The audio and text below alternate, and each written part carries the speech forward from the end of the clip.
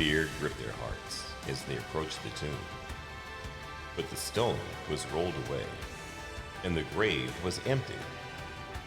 The message was clear. Jesus is alive. Because he lives, all fear is gone. When the world says it's over, God says, I'm just getting started. Join us as we step into the power of resurrection hope.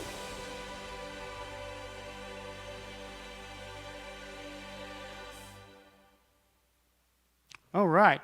So on Sunday, we celebrated the miraculous reality of our King being risen from the dead. And now, for the next 7 weeks, we're going to look at because he lives, like what that means for us moving forward.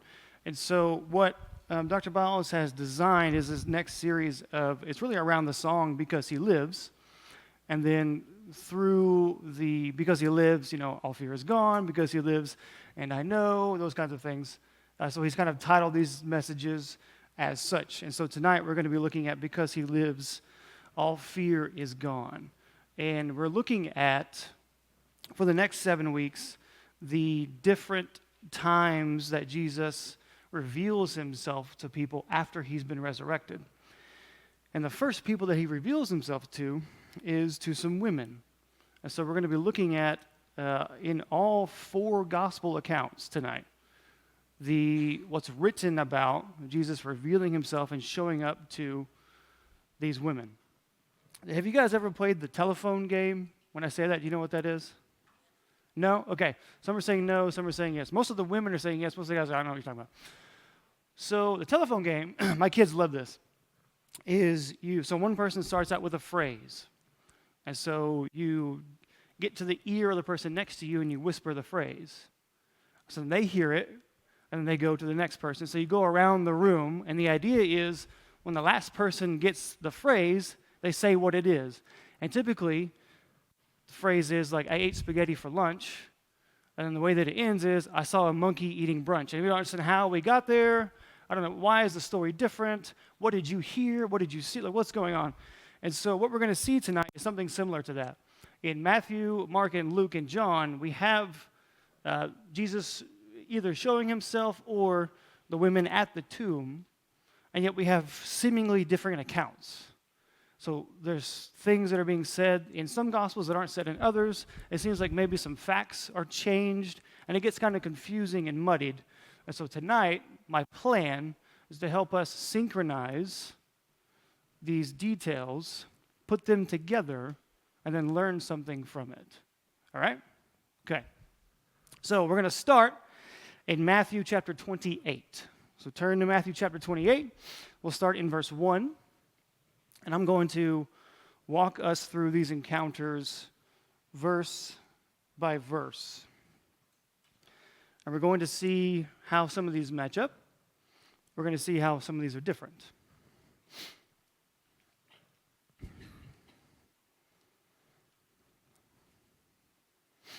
Matthew chapter 28, starting in verse 1. Okay, so let's look at some facts of the post-resurrection scene, or the resurrection day scene of what's going on. So, starting in verse 1, Matthew writes, Now after the Sabbath, toward the dawn of the first day of the week, Mary Magdalene and the other Mary went to see the tomb. So in verse 1, this is what we get and what we can understand. The day that's told to us is after the Sabbath and the dawn of the first day. So this is Sunday. So in the Jewish week, you have Shabbat, which is practiced from sundown on Friday, the Sabbath, until sundown on Saturday. So it's Friday night, all day Saturday, and then Saturday night is when the Sabbath ends. So this is early on the first day. Well, the Sabbath is the last day of the week, so early on the first day. So they waited through Saturday night, went to bed and woke up early Sunday morning. So they get up Sunday morning, dawn of the first day. You have Mary Magdalene, and the other Mary went to see the tomb. Okay? So you have Mary M. And the other Mary, who we see in some of the other Gospels, is going to be Mary, the mother of James and Joseph. One of the other Gospels says Joseph, same person. So James the Lesser. So this is not Jesus' mother, to make that clear. The two Marys present are not Jesus' mom. It is Mary Magdalene and Mary of one of the other disciples, James. Okay. So we continue on in verse 2. Matthew gives us some more information. And behold, there was a great earthquake. For an angel of the Lord descended from heaven and came and rolled back the stone and sat on it. So, in verse 2 in Matthew, the women go to the tomb. You have the two women. They go to the tomb. And then an earthquake happens. So the ground shakes, things move, and a stone is rolled. And an angel of the Lord descends from heaven. So we have this heavenly being coming from the sky, coming down to the earth. And this earth is quaking. What it's representing is the power and magnitude of which this being holds. And so the angel himself comes down from the heaven with the power of heaven to come down to the earth. The earth shakes. And we see that the stone rolls away. And he sits on it. So in verse 3, his appearance was like lightning, and his clothing white as snow. So he says his appearance is like lightning, so he's bright. So you ever seen lightning flash real quick, and you can't see because it's just kind of startling? That's what this being looks like. He's so bright, it's kind of like I can't, like these lights on me right now, it's just I can't, something is going on, I can't see what's happening. So there's power, there's magnitude, and there's just shining light that we can't see, like what's going on. And his clothes are as white as snow.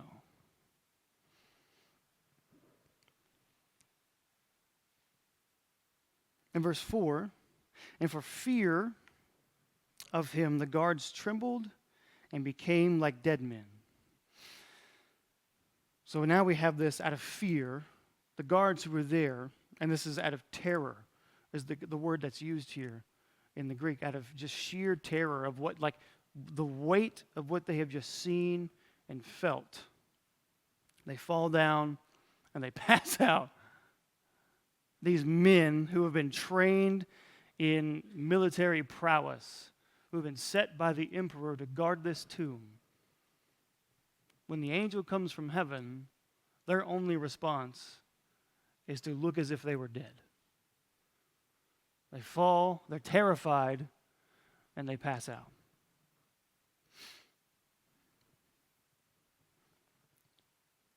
It's just it's cool for me to see that the way that he enters, this angel from heaven, his weight and magnitude were too much for them to handle. But who doesn't fall? At least from the power and magnitude of what has happened.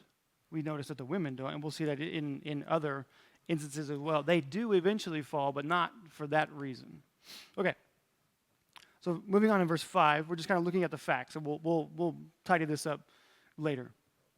Okay, so angel descends, guards are terrified, they fall down, they pass out. And verse 5, but the angel said to the women, who apparently didn't fall down, they're still standing there watching this thing happen. Do not be afraid, is what he tells them. For I know that you seek Jesus, who was crucified. So the angel turns to the women and tells them not to be afraid. In verse 6, he continues and he says, he is not here, for he has risen, as he said. Come see the place where he lay.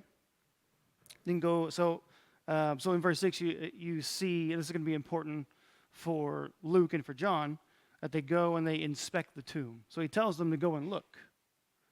You can go and look what's inside there, but he's not there. Which gives us information, at least this much so far, that before the stone was rolled away, Jesus was already out of the tomb. Because he rolls it back and he says, go and look, he's not in there. So the power and magnitude that it took for the stone to get rolled away, Jesus has already, before that event, risen and out of it.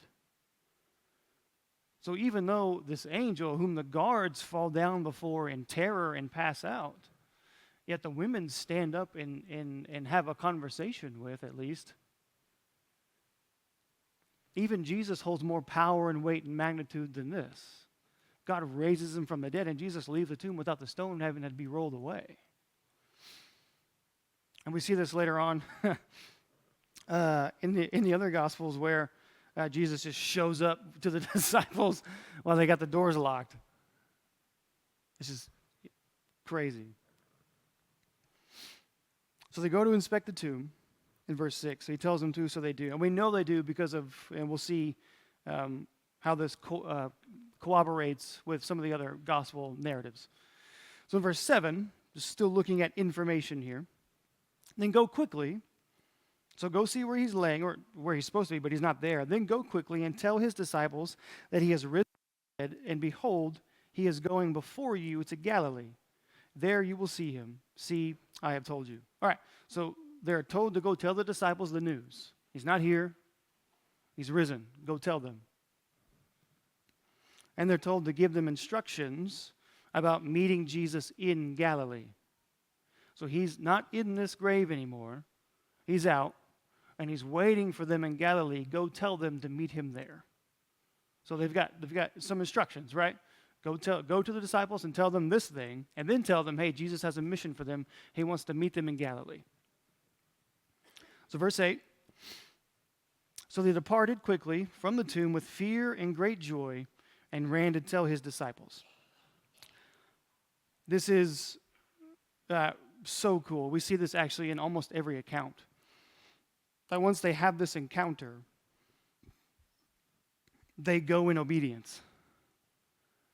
There's no hesitation in this account, at least. We'll see actually some hesitation before, but then there won't be after something happens. But in Matthew, they go in direct obedience to report this information to the disciples.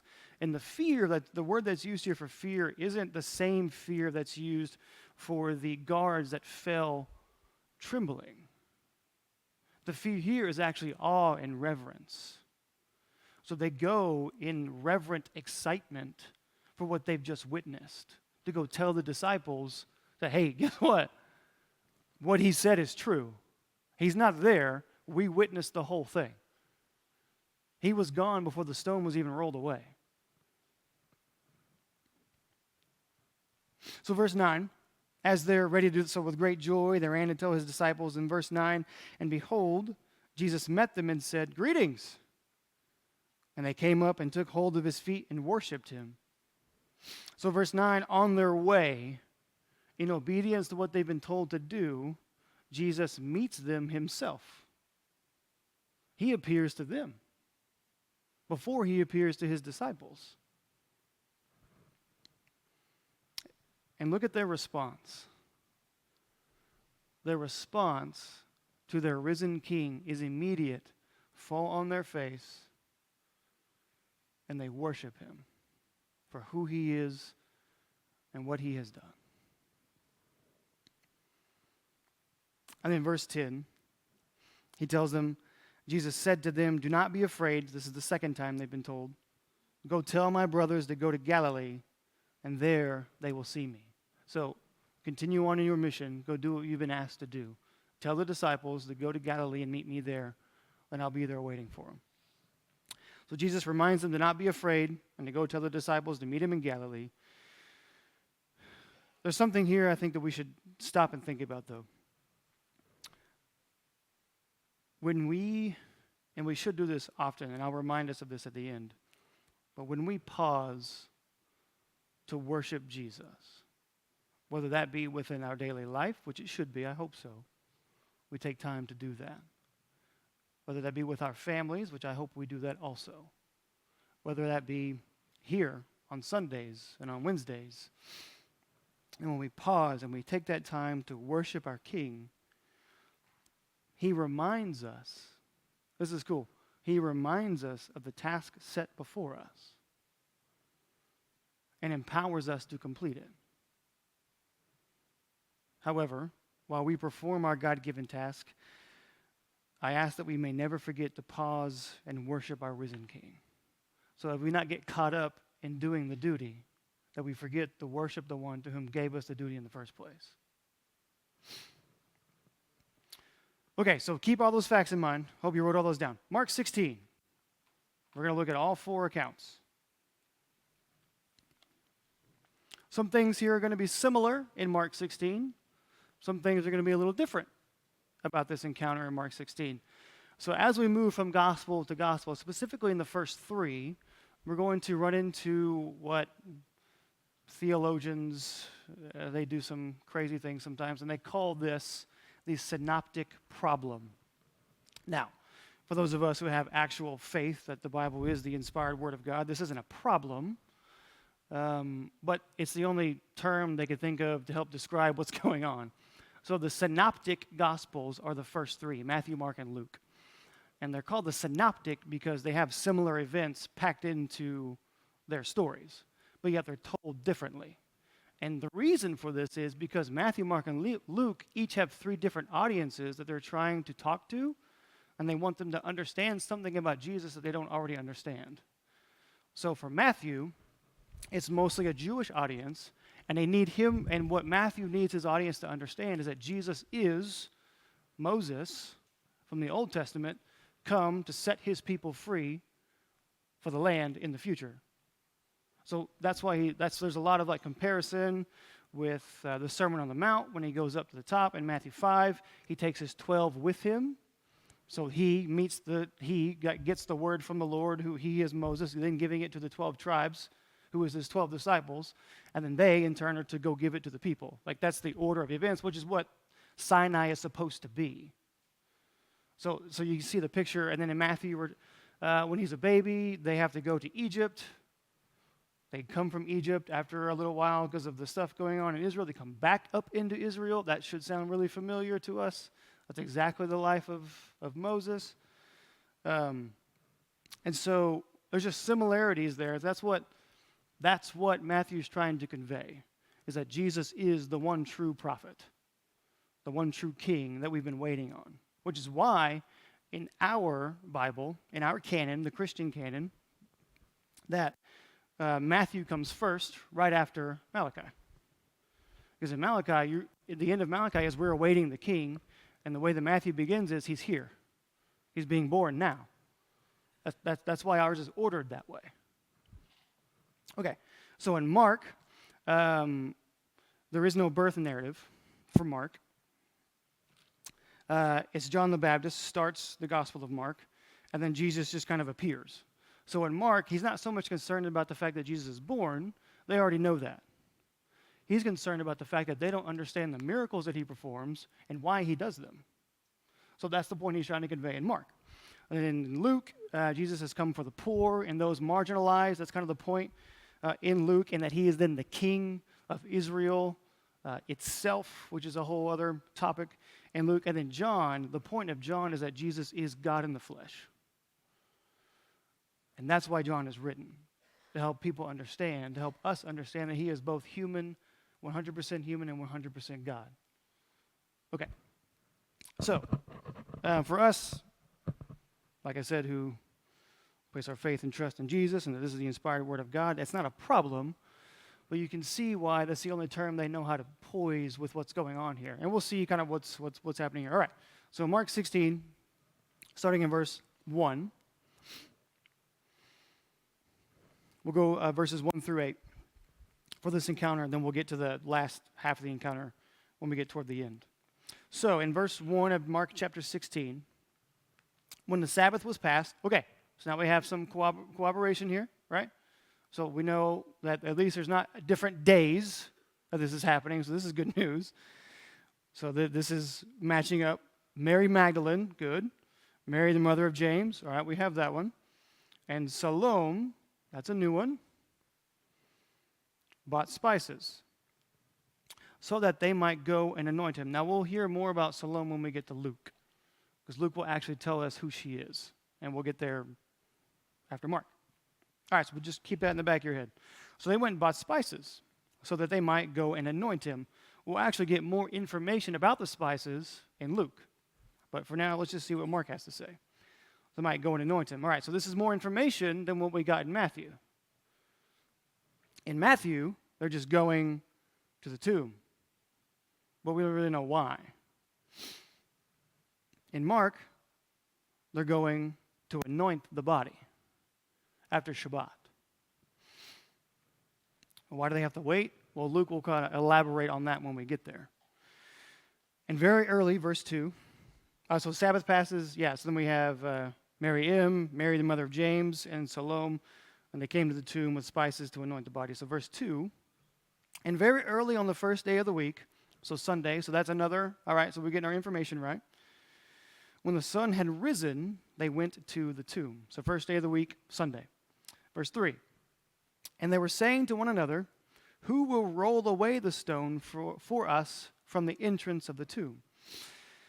So here, I think, at least from the way Mark tells it, is that they came to the tomb without a plan. There's no plan to roll the stone away from the entrance. Maybe, we can infer some things, I think, into this, that maybe they thought that the guards would help them. That you guys, you're big, strong men. Somebody put the stone here, so you guys can roll it away real quick. We just want to do our religious duty in anointing the body of the dead one. That's what we want to do. We can't do it on Shabbat. It's against our law. But we can do it now because Shabbat is over. So we just like to do that. So that's probably their plan. Or it's possible, this one is just a more interesting inference to me, that they may have asked the disciples to help them and they refused to help out of their grief. They don't want to go see their leader dead. Maybe, I don't know. There's nothing in the text that tells us that is or isn't the case. But it seems to be that they don't have anyone with them, so they have to make a plan. Someone's got to roll the stone away so we can get in there. So either they asked the disciples and they refused, or they were just going to ask the guards, and hopefully they would say yes. But good news, verse 4. And looking up, they saw that the stone had been rolled back. It was very large. So there's a difference here between Matthew and Mark. In Matthew, there's an earthquake. This shining figure falls from the sky. He rolls the stone away, and he sits on it. But in Mark, they're discussing amongst themselves how we're going to get the stone out. And then when they look up from their discussion, it's already done. All right. And entering, so verse 5. So now we get some other different information in from Matthew. In verse 5, and entering the tomb, they saw a young man sitting on the right side, dressed in a white robe, and they were alarmed. So instead of sitting on the stone, now he's inside the tomb. So there's one man inside the tomb, and he's got a white robe on. So this is also corroborated by Matthew. He was dressed in white. So we know that for sure. So entered they saw a young man sitting on the right side, dressed in a white robe, and they were alarmed. So this alarmed, they were scared. It just gets startled. They were whoa, okay, this is weird. What's going on? So then this is where theologians say, well, this is the problem. Right? This is the synoptic problem where they're not getting their facts straight. Or there's different things being told about the events that are occurring. Or there's a different way that they want this to be understood. Because it doesn't take away from the fact that the truths are the truths. Jesus is not in the tomb. The angel rolled the stone away. How the information is conveyed, that's the telephone game. Right? Where the story is still being told. What they want conveyed here isn't the miraculous power of the one coming down from the sky. What they want conveyed here is still the miraculous power. Like I said, in Mark, it's about his miracles. So in Mark, for him, telling the story of the resurrection and the women who go to the tomb, it is, look what Jesus did, not what the angel did. In Matthew, Jesus has to be anointed the king. So the angel has to be the one to come and deliver the information. He's not here. And you'll see from the power of who I am that I work for him. He was gone before I got here. That's the story of Matthew. And in Mark, it's look what he did. I'm just here to relay the information. Make sense? All right. So, Verse 6. Yeah, so he said to them, do not be alarmed, so don't be afraid. This is kind of the same sentence there. You seek Jesus of Nazareth, who was crucified. He has risen. He is not here. See the place where they laid him. So go and inspect. The same thing. But go, tell his disciples. Here's something that's added. And Peter. All right, so there's something specific that Peter needs to know from Mark. All right? That he is going before you to Galilee. There you will see him, just as he told you. So have you guys ever been telling a story to somebody, or thought about telling a story to somebody, and you know the other person so well, like you know what piece of information they need and what pieces they don't? This is what this is. That even in trying to convey the information, there are things that Mark knows that his readers just don't need. And there are things that Matthew knows his readers they do need. So when I tell my wife a story, she loves to have every single detail. So I have to convey in timeline order every single detail, which is it's annoying to me, right? But it's how I can serve her, so I do my best. In fact, I've been married 10 years now. That happened a couple weeks ago. I have learned to write things down because I know she's going to ask. And if I write it down, I didn't have to remember. It's just there in sequential order. All right, anyway. So if you're talking to me and you see me writing things down, that's what I'm doing. So anyway, all right. I'm on my phone. I'm not texting. I'm literally writing what you tell me so I know to tell her the same thing. But some people, so like for me, no, I don't care about the details. Get to the point. Like, why are you talking to me? That's what I want to know. I don't care about who said what and what. Just tell me what the reason is, and we can go from there. Okay, then I'll ask questions. When I ask questions, then you can tell me the details. That's what I want. I want the why, right? So that's the difference in storytelling here, and why some of the facts are different. Some things seem to be omitted, and some things seem to be added. It's just because they know who they're talking to. Make sense? Okay, I want to make sure I drive that home because it can be confusing sometimes when we look at these stories and say, man, why are they different? But we know God is a God of light, not a God of darkness, so he doesn't hide things from us or make things confusing. They're just different audiences telling different pieces of the information. Okay. I might say it again just because I feel like, for me, I need to do it. All right, but let's look at this. For what the angel says, in verse 5 of Matthew, he says, do not be afraid. Here, do not be alarmed or afraid, same thing. He says, I know that you seek Jesus who was crucified. You seek Jesus of Nazareth who was crucified. He is not here, for he has risen as he said. He is not here, he has risen. All right? Come, see the place where he lay. See the place where they laid him. Then go quickly and tell his disciples he has risen from the dead. And then he tells them, go tell his disciples. So you can see how these are the same. It's the same information. So they get the same thing. They have the same mission with Matthew and with Mark. All right. So yeah, go tell his disciples and Peter. So verse 8. And they went out. Well, here's a little difference that we have in Mark with the women. And this is actually going to help. Well, I'm not going to jump ahead. Actually, I want you to sit with why this is different, and then I'll fill the gap. In verse 8, they went out and fled from the tomb, for trembling and astonishment had seized them. So this fear and this anxiousness and this wow factor of confusion seizes them. And they said nothing to anyone, for they were afraid. So in Mark, if we end at verse 8, they fled for trembling and astonishment had seized them. They didn't tell anyone anything because they were afraid. They scattered back on the way to their homes.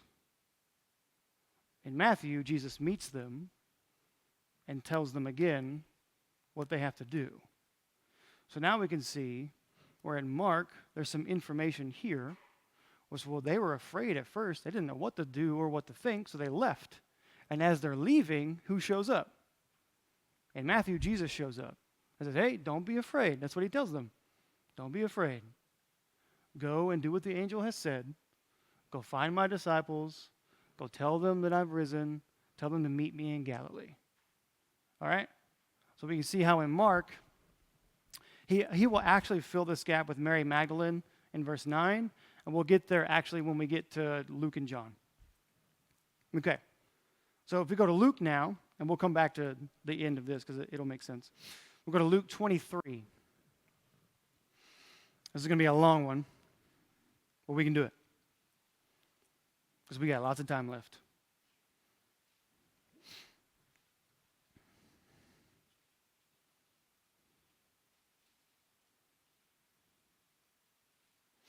Luke 23, we'll start in verse 50. I need to go to Luke 8. Luke 23, verse 50.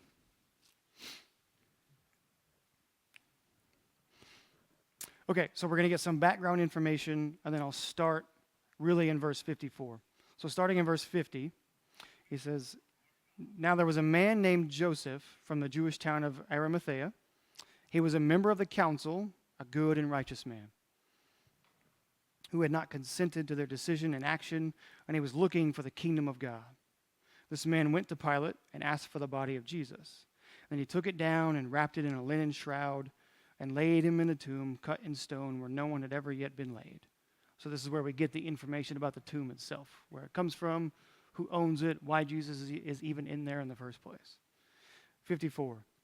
It was the day of preparation, and the Sabbath was beginning.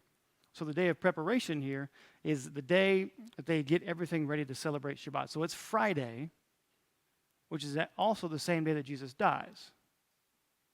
Jesus dies, well, we'll get there. Just know that in preparation, they complete tasks such as cooking and cleaning, so they don't work on Shabbat. So they don't work from Friday sundown to Saturday sundown. So they get their work done on Friday, so they don't have to do that on Saturday. So looking at verse 55, so the women who had come with him from Galilee followed and saw the tomb and how his body was laid. So the women who had come with him. So who are these women that had come with him? Well, we've gotten some of their names from Mark. We got two of their names from Matthew. In Luke, he tells us in chapter 24 that it's Mary Magdalene, Joanna, and Mary the mother of James, and the other women, but these are mentioned for the first time in Luke chapter 8. In Luke chapter 8, I'll just read this, you don't have to turn there. He says, "Soon afterward he went on through cities and villages, proclaiming and bringing the good news of the kingdom of God. And the 12 were with him, and also some women who had been healed of evil spirits and infirmities." And then it names some of these women. Mary, called Magdalene, from whom 7 demons had gone out. So now we have some more information about who this woman is and just how early in his ministry she begins following him around. It's in the 8th chapter of Luke, which is coincidentally right about the time he starts his ministry. Then you have Joanna. Watch this. I honestly had never really read this or known this until I studied for this thing. Joanna, the wife of Chusa, Herod's household manager. So we know from this information that Joanna had been healed in some manner during Jesus' ministry by Jesus himself. And she takes it upon herself to leave her house and go follow Jesus around. How cool is that?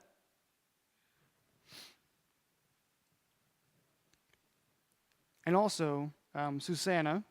This is the only time that Susanna is mentioned in the Bible, in Luke chapter 8, verse 3.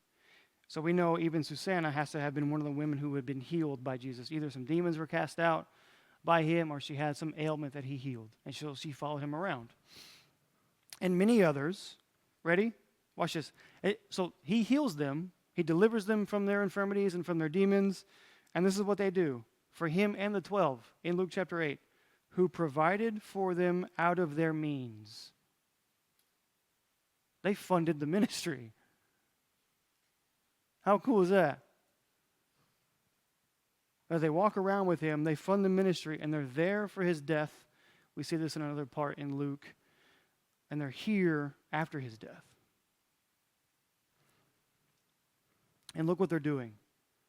So back to Luke 23, verse 55. The women who had come with him from Galilee followed and saw the tomb and how his body was laid. Okay, so now Luke gives us some more information. That the day before, or not 2 days before, so the day he dies, the day he goes into the tomb,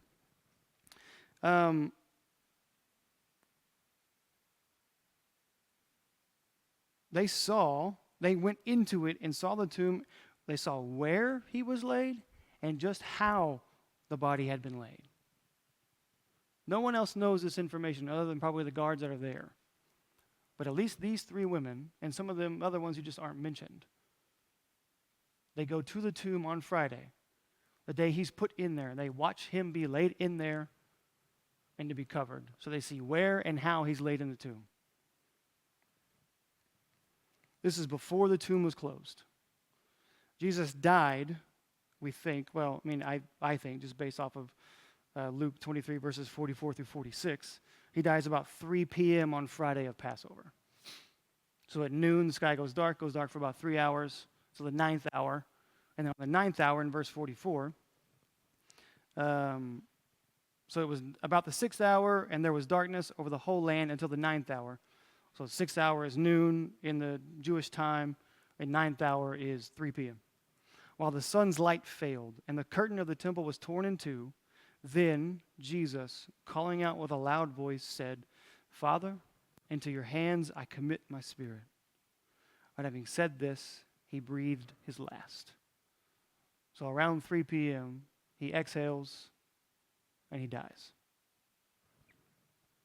So think about that by Friday sundown, they have to have all their work done, and they go here to find out where he's laid and just how he's laying. We ask, well, why? Why would they want to do that? Well, Luke is actually going to tell us. This is just a few hours after his death, and we move forward in verse 56. So they returned and prepared spices and ointments. So remember, in Mark told us, they had these spices they wanted to come to anoint the body. Well, that's why. They went to the tomb before just to see where it was and where the body was. So they have like eyewitness confirmation that he is dead in the tomb. But Shabbat is about to begin, so they have to take time away from doing the work, so they can't come and anoint the body until Sunday. So that's the timeline that we're dealing with here. Yeah, so 56, then they returned and prepared spices and ointments. On the Sabbath, they rested according to the commandment. Then chapter 24, verse 1. But on the first day of the week, this is the third time now, we have confirmation evidence. It's on Sunday morning that this is when this happens. At early dawn, so the sun is rising. Verse 2, into verse 1, taking the spices they had prepared. So the work they did on Friday with the spices and the ointment, they bring it with them Sunday morning to anoint the body. Verse 2, and they found the stone rolled away from the tomb. So they saw the stone rolled away in verse 2. So a little different than what we saw in Matthew, where the whole ordeal transpires. But in Luke, he doesn't go into the details. He just says they saw it rolled away. Matthew gives us what happens. Luke just says, that's not important to me. What's important to me is that they just see the fact that the stone is moved. And they saw it happen. Okay. Make sense? Okay. But when they went in, they did not find the body of the Lord Jesus. So they found no body laid in the tomb. They were there 2 days ago. Hey, we saw it. He was there. We confirmed it. We know where they look around. Did we type it in their maps? Did we get this right? Did we type in the right address? Because we were here 2 days ago. Same place, looks the same. His body is not in there. What's going on? Verse 4, while they were perplexed about this, behold, now we have 2 men stood by them in dazzling apparel. Well, not just one, but two. So two men, now as opposed to the one in Matthew and Mark, each in bright and dazzling apparel. So this is also corroborated by Matthew and Mark, where they are bright, they're hard to see, right? They have a form of lightning, is what is described in Matthew, and they have white robes. So it's all they're just bright. It's hard to see. Verse 5, and as they were frightened and bowed their faces to the ground, the men said to them, why do you seek the living among the dead? So they were legit terrified and began to give these men some due reverence. And in the midst of their due reverence that they thought they were giving to these incredible beings they saw before them, they then asked them the question, what are you doing here? But if I'm Mary, I'm like, no, what are you doing here? But the angels are like, as if it's a waste of their time. What are you doing here? Why are you looking for the living among the dead? Which obviously, to the women, this is going to be confusing. What do you mean? I don't understand what you're talking about. So in verse 6, they continue with the same message that they've given so far as we've read 2 other times now. He's not here. He's risen. Remember how he told you. This is some new information that Luke gives. He told you while he was still in Galilee that the Son of Man must be delivered into the hands of sinful men and crucified and on the 3rd day rise. So that's the point of their question. What are you doing here? He told you.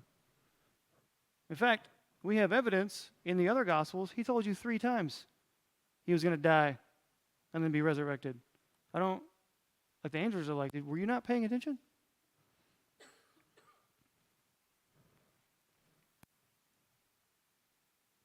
So in verses 6 through 8, we see that they remind them of what Jesus had told them while he was still on the earth. And then in 8, look, watch this. And they remembered his words. Oh, yeah, that's right. He did say that.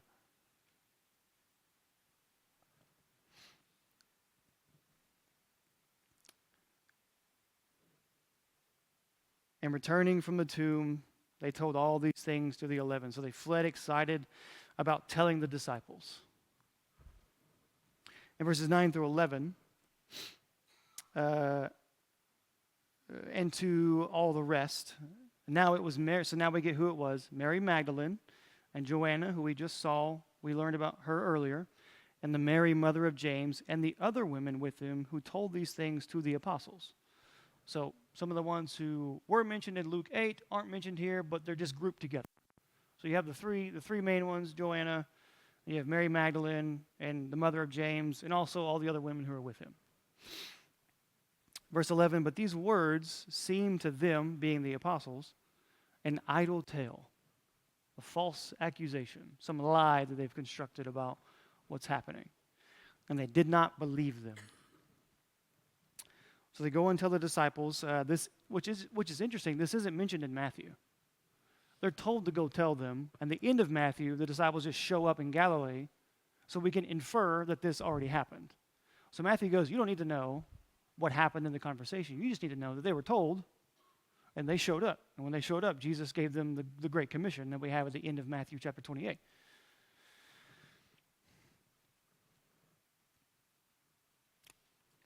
But in 11, here, the disciples don't believe them. So the women have multiple times of eyewitness guarantee. We were there for the tomb. We saw him dead in there. Then we came back. The stone was rolled away. There were 2 other guys in there that were dazzling of apparel of some other nature that we can't recognize. And they told us, what are you doing here? He already told you 3 times he was going to be risen from the dead. And then we remembered, oh, he did say that. That's right. So now they're excited about the fact that the thing has happened they said was going to happen. And they go and tell the disciples, and they're like, what? No, that's crazy. This mainly, unfortunately, has to do with the believed trustworthiness of women in their day. So in the first century, you can't trust anything that a woman tells you, unfortunately. That's just how women were treated back then. So, which is interesting to me, is that how Jesus decides to tell his story first is through the mouth of those who the society would deem the most untrustworthy. And yet Jesus trusts them with the message. And praise God that we are all the same way. That we are actually all untrustworthy to deliver the message. And yet he invites us to participate in that act. That he empowers us then to do the thing of telling the world about him being resurrected from the dead and what that means for them now and for their future.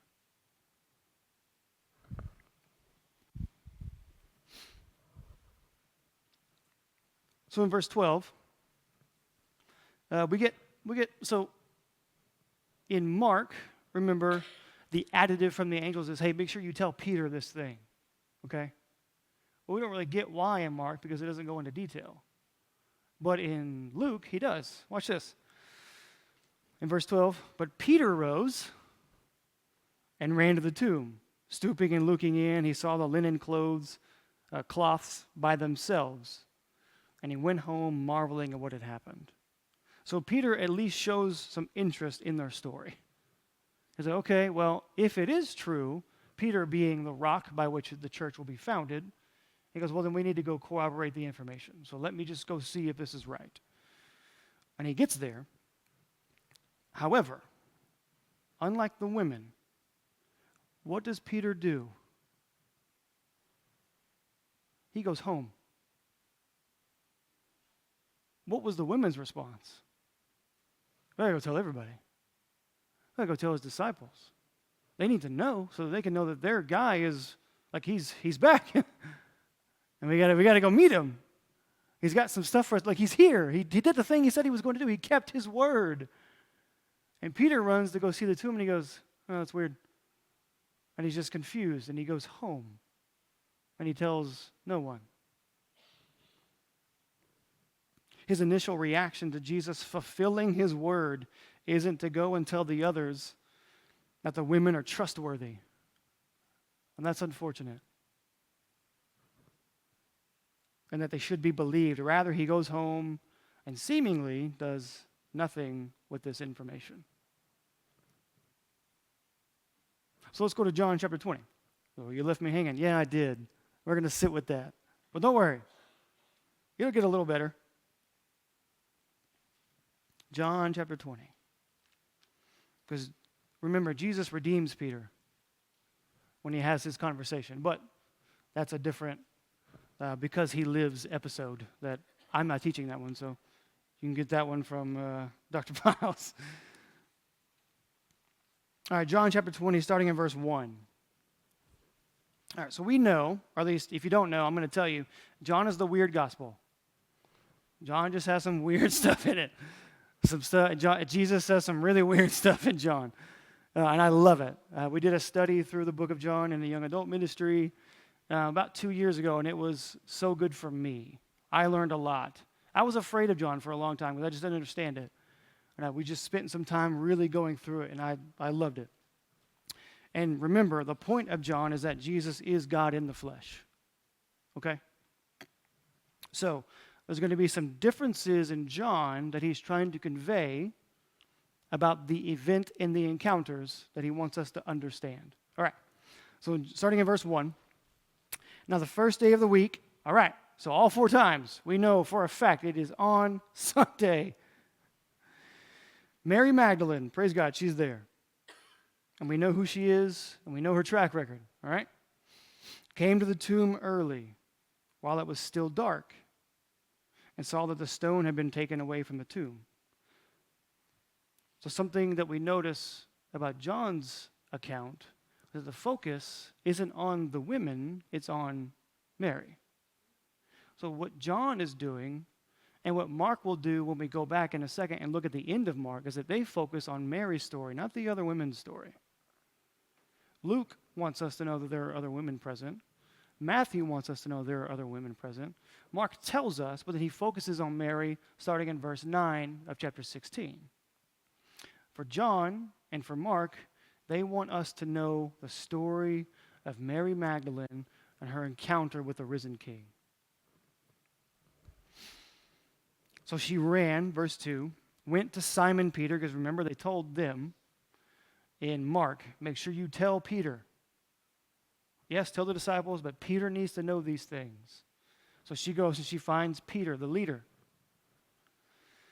and the other disciple whom Jesus loved, that's John, the one writing this, and said to them, they have taken the Lord out of the tomb, and we do not know where they have laid him.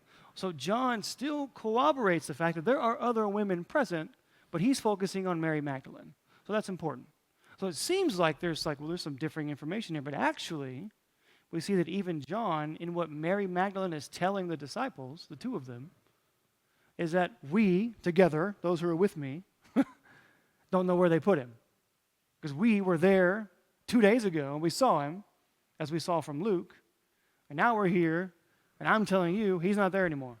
All right. They have taken him out of the tomb. We don't know where they laid him. So Peter went out to the other disciple, with the other disciple, and they were going toward the tomb. Both of them were running together, but the other disciple outran Peter and reached the tomb first. Yeah, sure he did. And because he's the one writing the story, right? So okay. And I'm sure it's just a joke. Verse 5, and stooping to look in, he saw the linen cloths lying there, but he did not go in.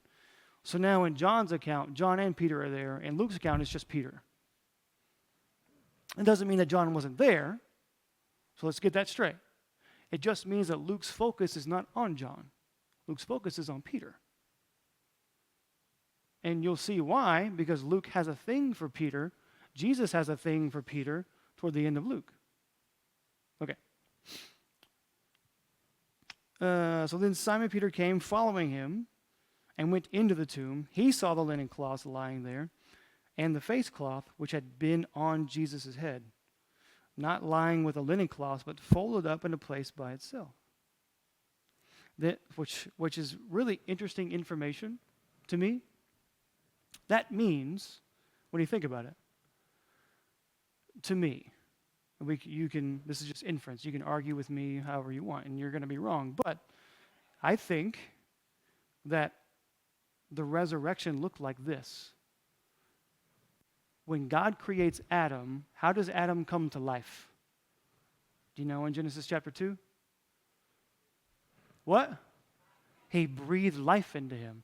So the picture in Genesis is, here's Adam's body from the dust, and God comes over with a CPR machine, and goes, and Adam takes a breath, and he's alive.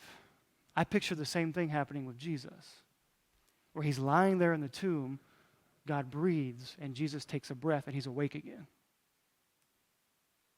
And he wakes up, he sits up, takes the cloth off of his face, he takes the time to make his bed, puts the cloth in a separate spot, as if he has time. He's just like, all right, yeah, we're going to do this thing, make sure it's... So when John and Peter get here, they'll see what's taken place. And that's just really cool to me. But even in the midst of the work that has to get done, Jesus pauses for a second and makes sure that things are in place the way that they need to be for the story to be told exactly the way the Father wants the story to be told.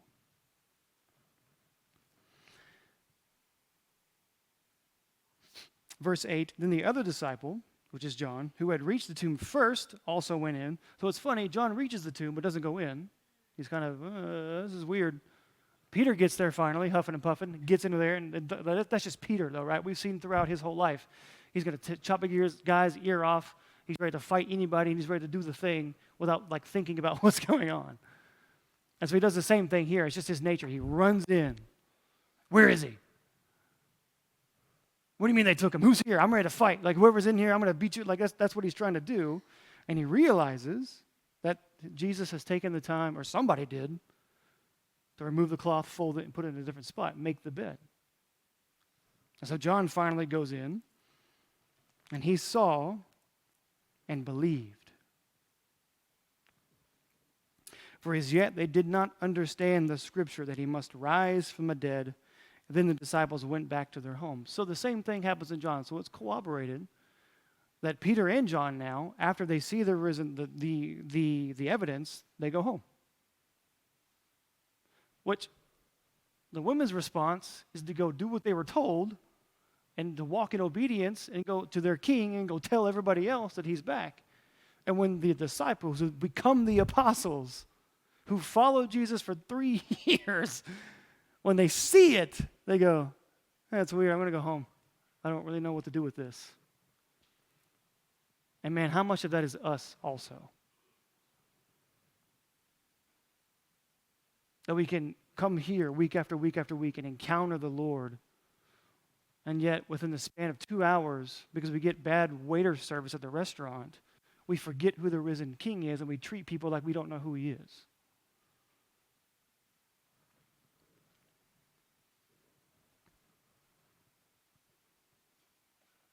And we see this encounter, we're almost done. Continuing on through John, verse 11, but Mary stood weeping outside. So they go home, but Mary stays. And she wept, she stooped to look into the tomb, and when she saw 2 angels in white, so now there's 2 angels here, sitting where the body of Jesus had lain. So the men didn't see them. They left. They're there when Mary's there. And they said to her, "Woman, why are you weeping?" She said to them, "They have taken away my Lord, and I don't know where they laid him." Having said this, she turned around and saw Jesus standing, but she did not know that it was Jesus. Jesus said to her, "Woman, why are you weeping?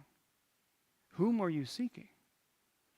Supposing him to be the gardener, she said to him, "Sir, if you have carried him away, tell me where you have laid him, and I will take him away." Which is ironic because he is the one who took himself away. So 16, Jesus said to her, this is cool, "Mary." And watch this. She turned and said to him in Aramaic, "Rabboni," which means teacher. So now she recognizes who he is when he calls her by name, which in an earlier verse in John, Jesus talks about the shepherd, and he knows his sheep by their name. Now he's doing that here, and the sheep know him. When he calls her name, Mary, now she recognizes who he is. "Do not cling to me, for I have not yet ascended to the Father, but go to my brothers and say to them, I am ascending to my Father and your Father, to my God and your God." So then Mary Magdalene went and announced to the disciples, "I have seen the Lord," and that he said these things to her. So we have these corroborating evidences going back to the women when they leave in Matthew. We find out Jesus meets them on the way as they're scattered and scared. He says, "Hey, don't be afraid. It's me." And here, he has a separate encounter with Mary by herself.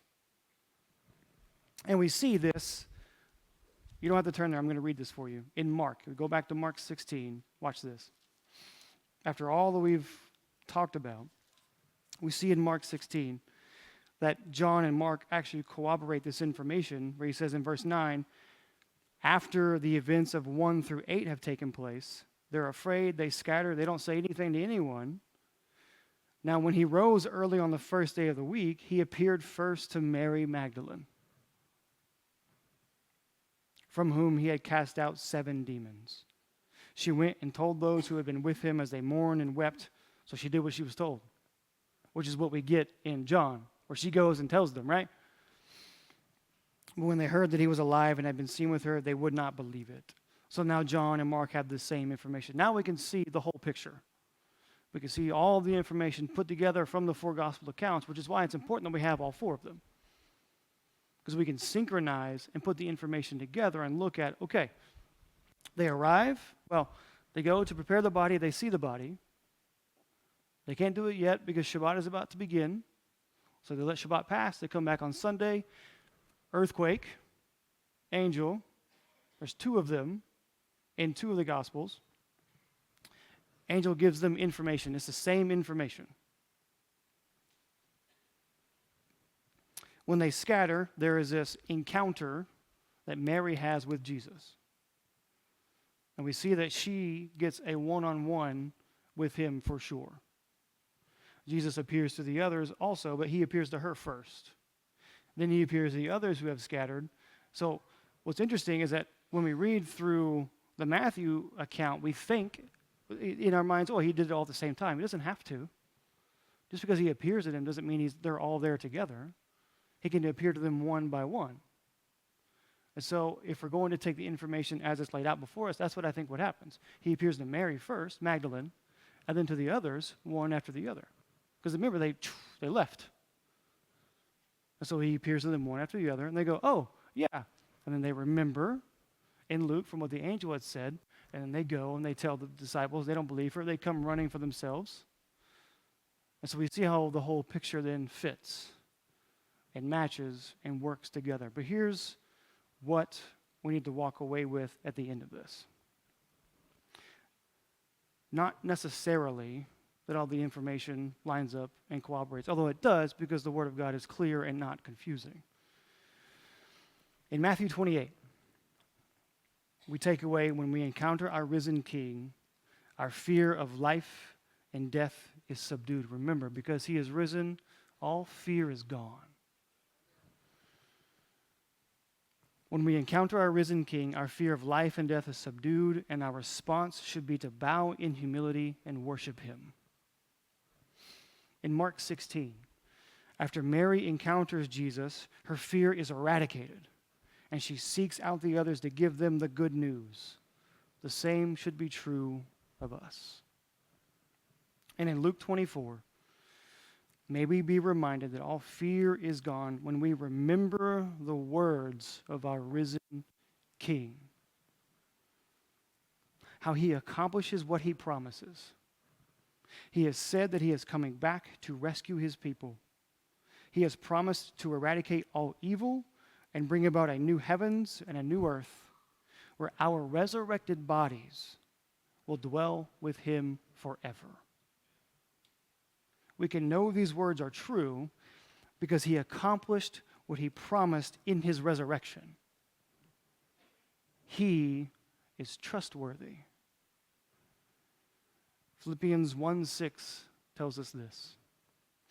And I am sure of this, Paul writes, that he who began a good work in you will bring it to completion at the day of Jesus Christ.